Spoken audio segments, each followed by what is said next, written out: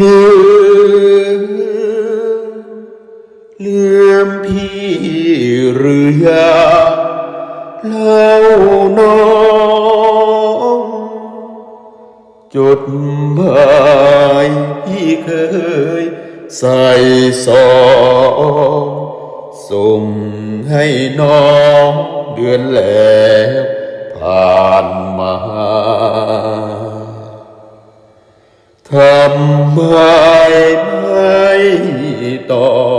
บไม่ชอบก็จงตอบมาจะได้ไม่เสียเวลาคอยตั้งตานับวันนับคืนหรือเจ้ามีแฟนใหม่เกี่ยวข้องปล่อยให้พี่เฝ้ารอบุญมันวันยืนที่ได้น้องผ่านที่นั้นสุดแสนกล้ำกลืนไม่นึกว่าแพ้ควันยืนจะกลายเป็นอื่นเสียแล้วละเนอกเราดูสิเคยรักกันน้องช่างมา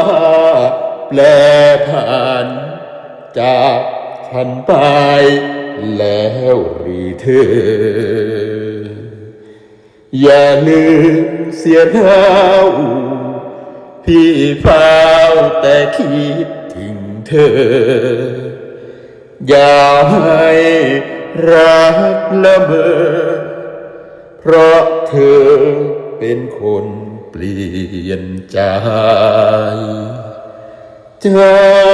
กคืนนั้นได้ไม่น้องวันเพ็ญเดือน12พี่และน้องรวมลอยกระทงตั้งอธิษฐานจะรักกันให้มันคงพึ่งรู้ใจอนงชมโย